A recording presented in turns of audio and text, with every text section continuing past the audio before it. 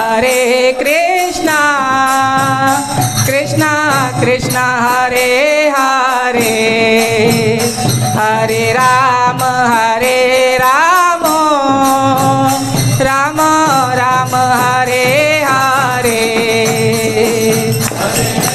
Hare Krishna, Krishna Krishna, Hare Hare, Hare Rama, Rama Hare Hare, Hare Krishna, Krishna Krishna, Hare Hare, Hare Rama, Rama Rama, Hare Hare, Krishna Krishna, Krishna Krishna, Hare Hare, Hare Rama, Rama Rama, Hare Hare, Hare Krishna, Krishna Krishna, Hare Hare, Hare Rama, Rama Rama, Hare Hare, Hare Krishna, Krishna Hare Hare, Hare Rama, Rama Rama, Hare Hare, Hare Krishna, Krishna Krishna, Hare Hare, Hare Rama, Rama Rama, Hare Hare, Hare Krishna, Krishna Krishna, Hare Hare, Hare Rama, Rama Hare Hare, Hare Krishna, Krishna Krishna, Hare Hare, Hare Rama, Rama Rama, Hare Hare, Hare Krishna, Krishna Krishna, Hare Hare, Hare Rama, Rama Rama, Hare Hare, Hare Krishna, Krishna Krishna, Hare Hare, Hare Rama,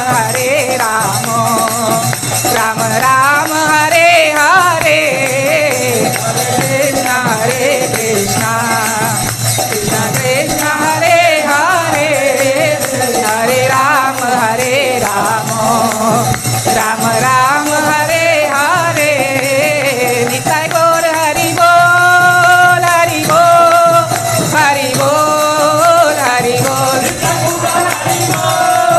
Hari Bol, Hari Bol, Hari Bol, Nitai Gaur Hari Bol, Hari Bol, Hari Bol, Hari Bol, Nitai Gaur Hari Bol, Hari Bol, Hari Bol, Hari Bol.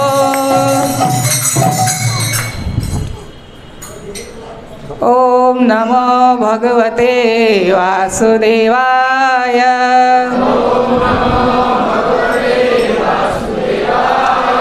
Om Namo Bhagavate Vasudevaya.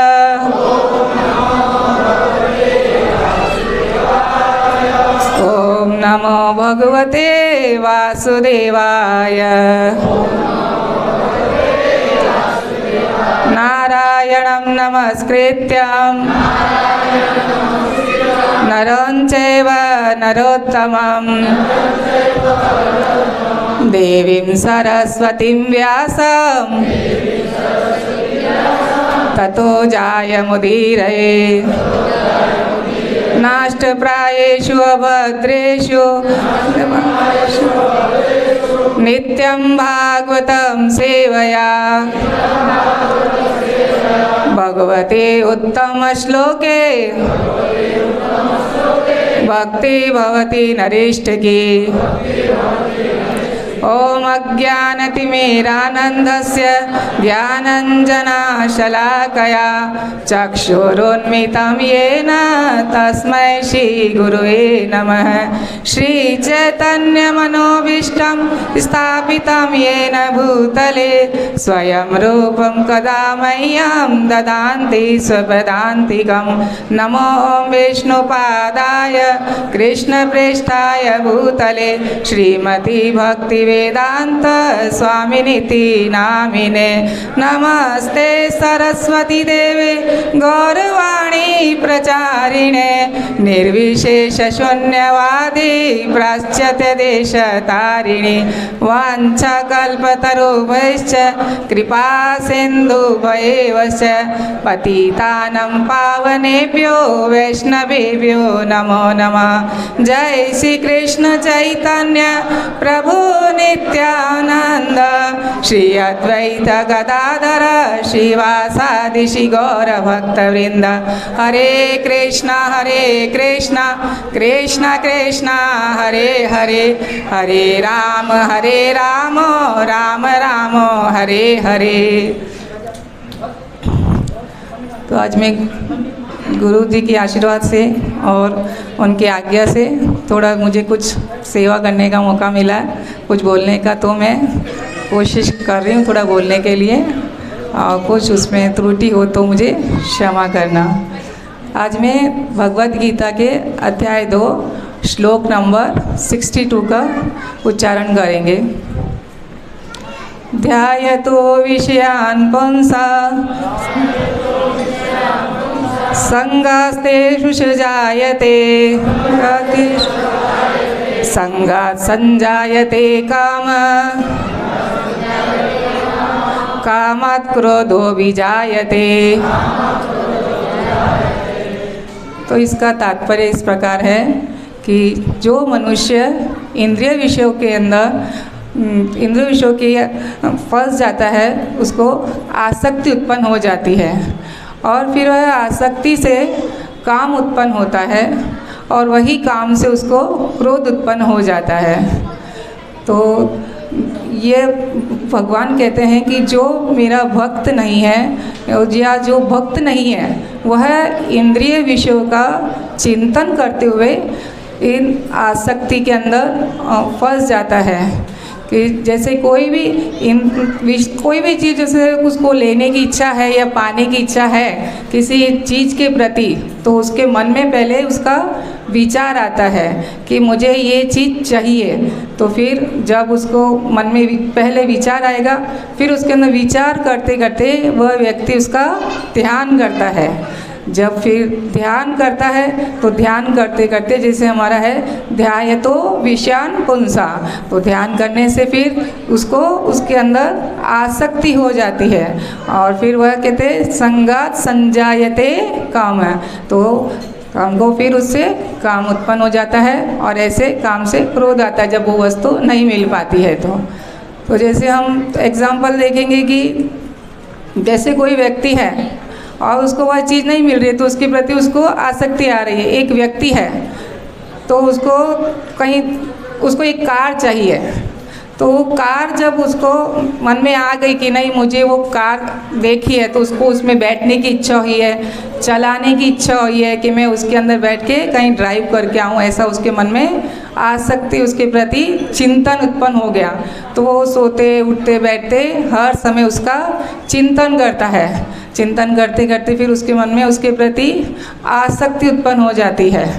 तो फिर अगर मान लीजिए वह वस्तु उसको मिल भी गई है तो या तो फिर उसके प्रति और उसके अंदर आकर्षण पैदा हो जाएगा कि भाई मुझे ये मिल गई, तो और कुछ उसको पाने की इच्छा हो जाती है। और अगर वह नहीं मिली उसको वो कार, तो उसके अंदर क्रोध उत्पन्न हो जाता है कि वस्तु जब नहीं मिलने पे हमको क्रोध आता है। तो ऐसे ही जैसे आसक्ति हमको बहुत जकड़ लेती है। तो जैसे कि एक रोड पे एक व्यक्ति चल रहा है, तो उसको पैदल चल रहा हुआ व्यक्ति, तो परंतु उसको एक साइकिल पर जा रहा है दूसरा व्यक्ति, तो उसको पाने की इच्छा हो रही कि काश मेरे पास भी साइकिल होती तो कितना अच्छा होता। तो वो साइकिल पर चलने वाले व्यक्ति क्या सोच रहा है कि मेरे को अगर मोटरसाइकिल होती मेरे पास तो कितना अच्छा होता। फिर मोटरसाइकिल वाला सोचता है कि अगर मेरे पास में कार होती तो कितना अच्छा होता। अब कार वाला क्या सोच रहा है, अगर मेरे पास इससे महंगी गाड़ी होती तो कितना अच्छा होता। तो इंसान को जैसे और की जो इच्छा है, चाहिए वो कभी ख़त्म नहीं होता है, और मनुष्य को ये आसक्ति जकड़ के रख लेती है। तो इंसान को इस आसक्ति से हमको कितना नुकसान होता है, क्या क्रोध हो जाता है, कई बार बहुत कुछ हम लोग इसके कारण नुकसान हो जाता है। यही आसक्ति फिर हमारे क्रोध का कारण बन जाती है। हर एक सिक्के के दो पहलू है, या तो उसको मिल गया तो उसको और चाहिए, और अगर नहीं मिला है तो उसको क्रोध आ जाता है। तो ये दोनों पहलू में ही उसको मिला तो भी अच्छा नहीं, आसक्ति हो रही है, और नहीं मिला तो क्रोध आ रहा है। तो जैसे हम अगर मान लो कि एक बच्चा है, माँ के साथ जा रहा है वो, और वो कहता है कि मतलब कोई दुकान आ गई है वहाँ पर उसके खिलौने की है या चॉकलेट की है, तो बच्चा कहता है कि मुझे ये चॉकलेट या खिलौना चाहिए। तो वहाँ फिर सोचती चलो उसको दिला देंगे, तो दिलाती है माँ, तो उसको इच्छा होती है कि मुझे एक और चाहिए, एक के बाद में दूसरा उसको खिलौना पसंद आ जाता है। तो फिर माँ कहती है चलो ठीक है दूसरा भी दिला देते हैं, फिर उसको कुछ और देखता है तो और कुछ इच्छा हो जाती है। तो जब फिर माँ कहती है कि नहीं अब नहीं मिलेगा, तो बच्चा रोने लग जाता है और उसको क्रोध आ जाता है। तो ऐसे जब चीज़ नहीं मिलेगी तो हमें क्रोध आ जाएगा। तो जैसे ही हम अपने इतिहास के अंदर देखेंगे कि भाई रावण को हमने देखा कि रावण में क्या था, जब उसने सुना सीता के प्रति कि भाई तीनों लोगों के अंदर सीता से सुंदर कोई स्त्री नहीं है, तो रावण को जब उसके सीता के प्रति सुना तो कितना मन ही मन में वो विचार करने लगा सीता के प्रति, और उसके अंदर सीता के प्रति आसक्ति उत्पन्न हो गई। और फिर रावण ने उसका अपहरण भी किया उस आसक्ति के कारण। फिर उसको जब फिर भी उसको सीता नहीं मानी तो फिर क्रोध उत्पन्न हुआ और भयंकर युद्ध भी हुआ राम जी के और उनके बीच में। तो रावण का क्या हुआ, उस क्रोध के कारण सर्वनाश हो गया, जबकि सब राज्य वगैरह सब नष्ट हो गया, जबकि खुद स्वयं भी रावण नष्ट हो गया इस आसक्ति और क्रोध के कारण। तो हमको इस आसक्ति और क्रोध को विचार करना चाहिए कि हमको इसको कैसे कंट्रोल करना चाहिए। तो जैसे हम लोग इतिहास में बहुत सारे ऐसे तो एग्जाम्पल हैं, हम लोग शोबरी मुनि की कथा भी सुनेंगे। शोबरी मुनि थे, वो बहुत अच्छे मुनि थे। उन्होंने संसार से त्याग करने के लिए पानी के अंदर जाके उन्होंने तपस्या करी। क्यों कि भाई मेरे को संसार की मोह माया न जकड़ सके, इसके लिए वो पानी के अंदर जाके तपस्या करी। जब उन्होंने पानी में 10,000 वर्षों तक उन्होंने तपस्या करी पानी के अंदर। फिर एक दिन क्या होता है कि मुनि तपस्या कर रहे थे, उसी वक्त तो मछलियों को उसमें क्रीड़ा करते देख लिया। अब क्रीड़ा करते जब उन्होंने देखा तो उनके मन में वही चीज़ बस गई कि तो मुझे भी ये चाहिए। अब दुर्वासा मुनि उस पानी से बाहर आए और वहाँ से निकल के राजा मानधाता के राज्य में गए। वहाँ पर गए और राजा से कहने लगे, हे राजा मुझे आपकी पुत्री के साथ विवाह करना है। तो राजा कहते हैं कि विचार कर रहे हैं राजा कि ये मुनि इतनी बड़ी उम्र के हैं और मेरी पुत्री इतनी छोटी है, कैसे विवाह के लिए हाँ कर दूं। पर अगर मना कर दिया तो राजा श्राप दे देंगे, हाँ करूँगा तो पुत्री का कल्याण नहीं होगा। पर क्या कर सकते, अब वैसे विवशतापूर्व राजा ने हाँ कर दी। अब सौबरी मुनि थे, वो बोले मैं कल आऊँगा विवाह के लिए। तो राजा ने ये भी बोला कि भाई जो मेरी 50 कन्या हैं उसमें से जो आपको पसंद करेगी उसके साथ आप विवाह कर लेना। तो मुनि चले गए ये सब बात सुन के। दूसरे दिन सौभरी मुनि एक युवक का रूप बना के आए, बहुत सुंदर युवक का रूप धारण करके आए। तो जब आए तो उन्होंने, राजा ने अपनी 50 पुत्रियों को वहाँ पर खड़ा कर दिया, पर उस युवक का रूप इतना सुंदर था कि 50 की 50 लड़कियाँ पुत्रियाँ उस पर मोहित हो गई और सबने हाँ कर दी मुनि के साथ विवाह करने के लिए। तो राजा ने अपनी पुत्री को विवाह उनके साथ करना पड़ा। फिर सौभरी मुनि उन 50 कन्याओं को लेके चले गए वहाँ से। वहाँ जाके उनको ले जाके और मुनि ने कहीं पे एक अपना राज्य बसाया और उनके साथ 50 ही तरह का उनके साथ, जैसे कृष्ण भगवान ने रास नृत्य में अलग अलग स्वरूप बना लिया था कृष्ण का, जैसे ही सौभरी मुनि ने भी 50 रूप धारण कर लिए, 50 अलग अलग शरीर बना दिए अलग अलग कन्याओं के साथ रहने के लिए।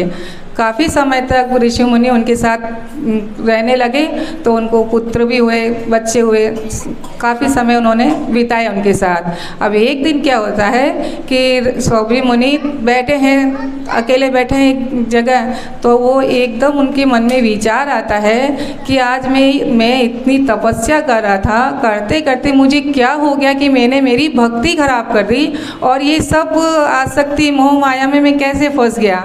तो वो मुनि विचार करते करते करते कि मुझे तो ये सब छोड़ना पड़ेगा, नहीं तो मेरा तो जीवन खराब हो रहा है इसके पीछे। अब जो सौभरी मुनि थे वो वहाँ से उन पत्नी को, बच्चों को छोड़ के और जंगल की तरफ चले गए भगवान का चरणों में शरण लेने के लिए और अपना जीवन भक्ति के अंदर लगाने के लिए। तो अपनी जो आसक्ति थी उनको, अपने इंद्रियों को, आसक्तियों को भगवान के चरणों में समर्पित करने के लिए वो वहाँ से चले गए। अब आगे जब चले गए तो इसके बाद में हम यहाँ पे रूप गोस्वामी हैं, वो उपदेश अमृत में हमको बताते हैं कि अपनी इंद्रियों को हमको कैसे संयम करना है, कैसे अपने को, अपनी वाणी को, सबको अपने वश में करना है। तो वो कहते हैं वाचो वेग मनस क्रोध वेगम जीवा वेग मुदरोपस्थ वेगम एतान वेगान यो विषहेत धीराम सर्वामपि मां प्रति सशिष्यात्। वो कहते हैं कि जो वह धीर व्यक्ति है, वह मनुष्य जो अपनी वाणी के वेग को, मन को, क्रोध को तथा अपने उदर को, कभी सभी जितेंद्रियों को जो अपने वश में करता है, वह धीर व्यक्ति है और वह व्यक्ति पूरी पृथ्वी को शिष्य बनाने के योग्य है। तो हमें अपने इंद्रियों को, अपने ऐसे, हम जैसे कि कहीं बाहर जा रहे हैं तो हमें कुछ देख लिया तो खाने की इच्छा हो गई है, तो हमारे उस पर कंट्रोल नहीं रह पाता और मन ललचाता रहता है। कहीं गुस्सा आ गया है तो हम उसको कुछ बोल देते हैं, हमारा कंट्रोल नहीं हो पाता है। तो हमारे को अपनी वाणी पे कैसे हमको इन पे नियंत्रण करना है, ये हमको सोचना है। तो हम ये कैसे हम लोग नियंत्रण करेंगे, इसके लिए हमें एक किसी प्रामाणिक गुरु के पास जाना पड़ेगा, जो हमें शिक्षा देंगे कि हमको अपनी वाणी पे कैसे नियंत्रण करेंगे। जब हम किसी गुरु के सानिध्य में जाएंगे तो अपने आप ही हम लोग, हमारी इंद्रियां अपने आप सुगड़ जाएगी और वो संयमित हो जाएगी कि हमको लालसा खाने की और जो भी है वो अपने आप संकुचित हो जाएगी वहाँ जाके। तो यहाँ पर बिरला मंडल ठाकुर है, वो एक अच्छे घर से थे, परंतु एक बार क्या होता है कि वो एक चिंतामणि करके नाम की वैश्य थी, तो उनके साथ में उनका संग करते थे। वो एक दफ़े की बात है कि वो उनके पिता की मृत्यु हो गई और पिता की मृत्यु होने के बावजूद भी उनका न उन्होंने दाह संस्कार भी नहीं किया और वह उस चिंतामणि के पास जाने के लिए ललायित हो गए। ऊपर वहाँ जाने के लिए उनको एक नदी को पार करना पड़ता था और वो नदी पार करने के लिए वो उनको क्या था, रात का अंधेरा था तो कुछ दिखा नहीं, तो वहाँ पर एक बॉडी थी, लाश, तो वो तिर रही थी उस पानी के अंदर। तो उनको लगा कि यहाँ पर एक कोई लकड़ी है, डंडा है, तो उसके ऊपर बैठ के वो उस नदी को पार कर लिए। नदी को पार करके गए तो वहाँ पर देखा तो सब खिड़की दरवाजे वगैरह सब हैं। तो यहाँ पर चिंतामणि को मालूम चला था, तो चिंतामणि ने अपने दरवाजे खिड़की सब बंद करके सो गई कि अब आज तो उनके पिता की मृत्यु ही है, तो वो क्या आएगी आज यहाँ पर, तो आज तो नहीं आने वाले हैं वो, तो ऐसे करके वो सो गई। और पीछे से वो आए बिरला मंडल ठाकुर और उन्होंने देखा तो खिड़कियाँ बंद है, तो एक सांप था वो वहाँ पर खिड़की के वहाँ से लटक रहा था।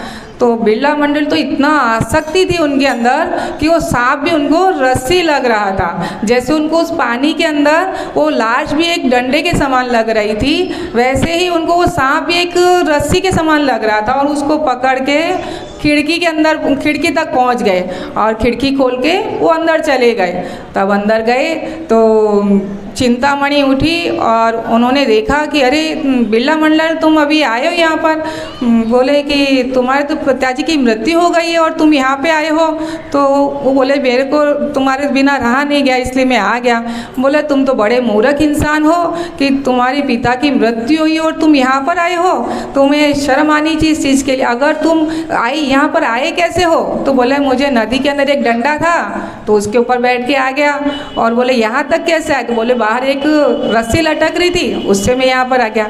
बोले मूर्ख, वो लाश थी, डंडा नहीं था वहाँ पर, और जो तुम उस रस्सी से आई वो रस्सी नहीं वो सांप है। अगर यही आसक्ति और यही तुम भगवान के लिए अगर लगा देते ये आसक्ति को, तो भगवान तुम्हारे सामने प्रकट हो जाते, जो तुम आसक्ति मेरे अंदर लगा रहे हो। तो बिरला मंडल ठाकुर को यह उस चिंतामणि की बात उनके हृदय को टच हो गई और वो वहाँ से तुरंत निकल गए और वृंदावन चले गए। वृंदावन में जाके उन्होंने बहुत तपस्या करी, बहुत से ग्रंथ भी उन्होंने लिखे और बहुत से भजन भी लिखे। आज भी हम लोग बिरला मंडल ठाकुर के बहुत भजन भी है जो हम लोग गाते भी हैं। तो ऐसे हमारे आसक्तियों को, हमारी इंद्रियों को भगवान के चरणों में लगाना चाहिए, ना कि हमको इधर उधर इंद्रिय विषय के अंदर लगाना चाहिए। अब भगवान चैतन्य महाप्रभु आए धरती पर, तो जैसे भगवान में और भगवान के नाम में कोई अंतर नहीं है। तो भगवान का नाम पहले आया है, भगवान का नाम, भगवान आया, भगवान का नाम पहले आया। पर हम देखते हैं कि भगवान का नाम पहले आया, भगवान बाद में आए हैं। जब चैतन्य महाप्रभु धरती पर प्रकट होने वाले थे तो उसके पहले नदिया के अंदर भक्त लोग हरि बोल करके और महामंत्र के साथ झूम झूम के कीर्तन कर रहे थे। तब इसीलिए हम देखते हैं कि भगवान का नाम पहले आया और भगवान के नाम में और भगवान में कोई अंतर नहीं है, इसलिए हमको भगवान का नाम लेना चाहिए। फिर भगवान चैतन्य महाप्रभु शिक्षा अष्टकम में भी कहते हैं, नामनाकारी बहुधा निज सर्वशक्ति सतत्रार्पिता नियमिता स्मरणेन काल एतादशी तव कृपा भगवन ममापि दुर्देमशीमिहा जनिनानुराग। चैतन्य महाप्रभु कहते हैं कि हे प्रभु, आपके नाम में और आप में कोई फर्क नहीं, आपके नाम में आपके लाखों नाम हैं और इन नामों में आपने इतनी अपर्याप्त शक्तियाँ अर्पित कर दी है कि इन नामों को लेने में कोई नियम नहीं है। आप इन नाम को कोई देश काल इस जगह का कोई नियम नहीं है, आप इन नामों को कहीं पर भी ले सकते हैं जो आपके जीवन का उद्धार करने वाले हैं। तो अब ये उद्धार करने नाम हमारे को इस जीवन से तार सकता है। तो जैसे ये नाम कैसे तार सकता है, किसको इस नाम ने तारा है, हम देखेंगे जैसे हरिदास ठाकुर है। हरिदास ठाकुर को कितना नाम लेते थे वो हर रोज। हरिदास ठाकुर 3 लाख नाम रोज लिया करते थे, जबकि वो एक मुसलमान परिवार से थे, फिर भी 3 लाख नाम लेते थे। और हम लोग 16 माला करते तो जैसे बहुत कुछ कर लिया ऐसा लगता है अपने को। तो हरिदास ठाकुर 3 लाख नाम लेते। तो एक दफ़े की बात है कि उनके पास में एक वैश्य आई तो उनका राजा ने उस वैश्या को भेजा था उनकी भक्ति भंग करने के लिए। तो उस वैश्या ने बोला कि आप चिंता मत करो, आज तक हरिदास था, कल से मेरा दास बन जाएगा वो, तो मेरे को 3 दिन का टाइम दो खाली। तो वैश्या उस हरिदास ठाकुर के यहाँ पे गई और बोली कि मुझे आपका संग करना है। तो हरिदास ठाकुर बोले कि हाँ, मुझे पहले मेरी माला करने दो और जब मेरी माला पूरी हो जाएगी तो मैं तुम्हारा संग करूँगा, तुम्हारी इच्छा पूर्ति करूँगा, ठीक है। ऐसे करते 2 घंटे बीते और वो तो बोर होने लग गई वहाँ बैठे बैठे। तो वो तो वहाँ से बोली आज तो मैं जाती हूँ, कल फिर से आऊँगी। तो ठीक है, वो चली गई। फिर दूसरे दिन वापस से ऐसा ही हुआ, दूसरे दिन फिर आई वो, तो बोले मुझे फिर संग करना। बोले मेरी माला पूरी होगी उसके बाद मैं तुम्हारी इच्छा ज़रूर पूरी करूँगा, उस पहले तो मैं नहीं कर सकता। तो फिर वहीं पे बैठी वो, और उस दिन वो 6-7 घंटे बैठी, पर फिर भी वो बैठे बैठे परेशान हो गई और उसने बोला कि मेरे को तो जाना है, क्योंकि भक्तों का संग ऐसे ही नहीं कर सकते हम लोग। जहाँ यहाँ पर बैठे हैं तो बड़े मुश्किल से जब हम भगवान के प्रति समर्पित होते हैं तब हम लोगों को यहाँ बैठने का मौका मिलता है। बाकी इसकी ये हर एक के बस की विद्या नहीं है, क्योंकि बहुत संसार के अंदर तो बहुत से व्यक्ति हैं, हर कोई इस्कॉन में नहीं आता है, हर किसी को भक्तों का संग नहीं मिल पाता है। तो फिर ऐसे ही तीसरे दिन फिर वापस से आई वो वैश्या, और उस दिन उन्होंने फिर बोला, तो बोले कि हाँ मैं आपकी इच्छा ज़रूर पूरी करूँगा, आप बैठिए। तो आज वैश्या पूरे 20 घंटे वहीं बैठी और 22 घंटे जैसे हुए तो फिर हरिदास की माला पूरी हो गई। तो फिर वो बोली कि हे हरिदास मुझे क्षमा करो तुम, मैं तुम्हारी भक्ति को भंग करने के लिए आई थी यहाँ पर, और तुम्हारी भक्ति को तो भंग करना मेरे के लिए कितना बड़ा अपराध करने जा रही थी, तो मुझे क्षमा करो और मुझे भी हरिनाम की माला दे दो, मैं भी अब से भक्ति करूँगी। तब हरिदास ठाकुर ने बोला कि भाई आज से तुम ये हरिनाम की माला लो और हरे कृष्ण का मंत्र करो, और अपना जो भी तुमने धन कमाया है उसको गरीबों में बांट दो, और यहीं इस कुटिया में रहकर तुम अपना जप करो। और हरिदास वहाँ से चले गए, वो वहाँ पर जप करने लगी।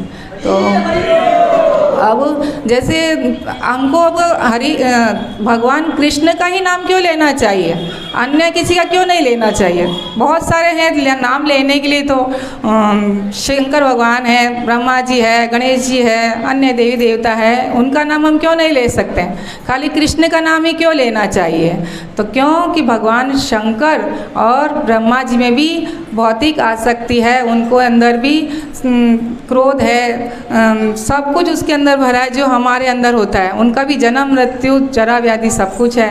तो जैसे शंकर भगवान को भी जब ध्यान में बैठे थे तो पार्वती माता आई उनके पास में और उनको उत्तेजित किया और बोला कि मुझे आपका संग करना है। तो शंकर भगवान मान गए और उनका संग किया, तो कार्तिकेय का जन्म हुआ। तो इसीलिए शंकर भगवान भी इस आसक्ति में फंस जाते हैं, वो भी इसको पार नहीं कर सकते हैं। तो ऐसे ही ब्रह्मा जी है, उनके अंदर भी आसक्ति थी। तो अन्य देवी देवता के लिए भी क्या कह सकता है, इंद्र थे, सभी के अंदर आसक्ति हमने देखी है। इंद्र के तो बहुत सारे हमने एग्जाम्पल देख रखे हैं, सुन रखे हैं। तो इसीलिए हमें भगवान कृष्ण की भक्ति ही करनी चाहिए, अन्य किसी की नहीं करनी चाहिए। तो जैसे ब्रह्मा जी ब्रह्म संहिता में कहते हैं, ईश्वर परम कृष्ण सच्चिदानंद विग्रह अनादिरादि गोविंद सर्व कारण कारणम। ब्रह्मा जी कहते हैं कि जो देवों के जो भगवान है वह कृष्ण ही है, अन्य कोई भगवान नहीं। मैं खुद भी उनकी ही पूजा करता हूँ, वो ही मेरे गुरु हैं। तो इसलिए जब ब्रह्मा जी स्वयं जब ये बात कह रहे हैं तो हम क्यों ना माने कि हाँ हमको भी भगवान की भक्ति करनी चाहिए, अन्य किसी में नहीं फंसना चाहिए। अन्य किसी में फंसेंगे तो हम आसक्ति में फंस जाएंगे। देखते हैं हम लोग किसी देवी देवता के पास जाते तो हमको ये चाहिए वो चाहिए, कुछ ना कुछ हम लोग डिमांड करते ही रहते हैं। और भगवान कृष्ण के पास जाएंगे तो भगवान अपने आप हमको सब कुछ दे देते हैं, कुछ उनको मांगने की जरूरत नहीं है। हम मंदिर के अंदर जाएंगे, देखते हैं हम लोग इस्कॉन मंदिर में कितना सुंदर विग्रह है भगवान का। देखने हम लोग कभी आज तक ये तो इसमें जुड़े हैं हम लोग को, तो हम लोग इतने सुंदर दर्शन कर पा रहे हैं भगवान के, वरना हमको तो मालूम भी नहीं कि इस्कॉन मंदिर क्या है। लोग इसको अंग्रेजों का मंदिर कहा करते थे। तो मंदिर में जाएंगे तो क्या करते हैं अन्य लोग, भगवान के आगे हाथ जोड़ के खड़े हो जाते हैं और आंख बंद करके भगवान से कुछ न कुछ मांगते रहते हैं। अरे इतने सुंदर भगवान का विग्रह है आपके सामने, उनका दर्शन करिए, कितना सुंदर भगवान की वेशभूषा है, कितना सुंदर श्रृंगार है भगवान का, हंसमुख चेहरा, उसका दर्शन नहीं करेंगे और हाथ जोड़ के आंख बंद करके हम उनसे मांगते ही रहते हैं बस खाली कुछ ना कुछ। यहाँ तक कि हमारे बच्चों को भी हमने वही सिखाया है कि हाथ जोड़ के भगवान से कुछ मांगो। ये नहीं भगवान भगवान को हमने धन्यवाद करना सिखाया है कि हाँ भगवान को धन्यवाद करो कि आपने हमको इतना अच्छा शरीर दिया है, हमको मंदिर भेजा दर्शन के लिए। तो वो हम सब कुछ नहीं सिखाते हैं बच्चों को, क्यों हमने भी वही सीखा तो बच्चों को वही सिखाते हैं। पर जो कृष्ण भक्त है वो भगवान के मंदिर में जाके भगवान के खुले आंखों से दर्शन करता है और भगवान से क्या मांगता है, खाली भक्ति मांगता है और कुछ नहीं मांगता कि भगवान मैं आपके दर्शन करता रहूं, मुझे भक्ति प्रदान करो, और कुछ नहीं चाहता है। यहाँ तक कि भगवान, इसीलिए हमको भगवान की भक्ति करनी चाहिए, अन्य किसी की नहीं, क्योंकि अन्य की करेंगे तो क्यों खुद आसक्ति में फंसे तो हम भी आसक्ति में फंसेंगे। तो इसलिए भगवान जो षट ऐश्वर्य से युक्त हैं, ऐश्वर्य से समग्र से वीरयस्य यशस्य ज्ञान वैराग्य क्षणाम्भगीति नाम, भगवान में षट ऐश्वर्य है, भगवान जन्म मृत्यु जरा व्याधि से दूर है। इसलिए हमें भगवान कृष्ण की भक्ति करनी चाहिए। भगवान कृष्ण गीता में कहते हैं, हे अर्जुन यह ऐलान कर दो कि मेरे भक्त का कभी विनाश नहीं होगा, मैं उसका उद्धार करूंगा, हमेशा उसकी रक्षा करूंगा। ये भगवान अर्जुन को कह रहे हैं। तो भगवान हमारी हर समय रक्षा करते हैं। वो कभी भी हमारी हमको जब देखते हैं कि आज मेरा भक्त तकलीफ में है तो वो किसी न किसी रूप में आके हमारी रक्षा कर देते हैं। जैसे आपने द्रौपदी का एग्जाम्पल देख रखा है, सुन रखा है, और दुर्वासा मुनि का देख रखा है। जब अम्बरीश महाराज जो अपनी सारी इंद्रिय भगवान की सेवा में लगाते थे और फिर भी उनके ऊपर क्रोध किया, किसने, दुर्वासा मुनि ने। जब दुर्वासा मुनि ने क्रोध किया तो उनके ऊपर उन्होंने एक राक्षसी छोड़ी, तो वो राक्षसी उनका कुछ ना बिगाड़ सकी और भगवान विष्णु ने स्वयं अपना सुदर्शन चक्र उनको मारने के लिए भेजा। तो दुर्वासा मुनि भी सब जगह शंकर भगवान के धाम गए, ब्रह्मा जी के पास गए, जाते जाते विष्णु जी के पास भी गए। तो विष्णु भगवान बोले कि ये दुर्वासा, मैं मेरे भक्त के अधीन हूँ, मैं कुछ नहीं कर सकता हूँ, मुझे भी जो मेरे भक्त के प्रति अपराध करता है उसका मैं कभी क्षमा नहीं कर सकता हूँ। इसलिए तुमको अम्बरीश महाराज के पास ही जाना पड़ेगा और उनसे ही क्षमा याचना करनी पड़ेगी। तो दुर्वासा मुनि उनके पास गए और उनसे क्षमा मांगी। तभी हमको इसीलिए भगवान की भक्ति करनी चाहिए और वैष्णव अपराध से भी बचना चाहिए। हमें वैष्णव अपराध करेंगे तो हमारे भी भगवान फिर हमको क्षमा नहीं करेंगे। इसलिए हमको जैसे हमारी आसक्ति को भगवान की सेवा में लगाना चाहिए, जैसे अम्बरीश महाराज ने अपनी इंद्रियों को भगवान की सेवा में लगाया, वैसे हमको भी अपनी इंद्रियों को भगवान की सेवा में लगाना चाहिए, जिससे हमारी आसक्ति भगवान के अंदर हो जाएगी। और आसक्ति होगी तो हम अपने आप भगवान से प्रेम करने लगेंगे। प्रेम करेंगे तो हमारा क्रोध अपने आप नष्ट हो जाएगा। फिर हमको क्रोध अपने आप शांत हो जाएगा कि हमको क्रोध आएगा नहीं, क्योंकि हम जानते हैं कि हम तो भगवान की भक्ति करें तो अपने आप अपनी इंद्रियां वश में आ जाएगी। तो हमको हमारी चारों इंद्रियों को भगवान की सेवा में पांचों इंद्रियों भगवान की सेवा में लगाना चाहिए, ना कि इधर उधर संसार के भौतिक जीवन के अंदर नष्ट करना चाहिए। और इससे फिर हमारा भगवान भी प्रसन्न होंगे और हमारी इंद्रियां भी हमारे नियंत्रण में रहेगी। हरे कृष्णा।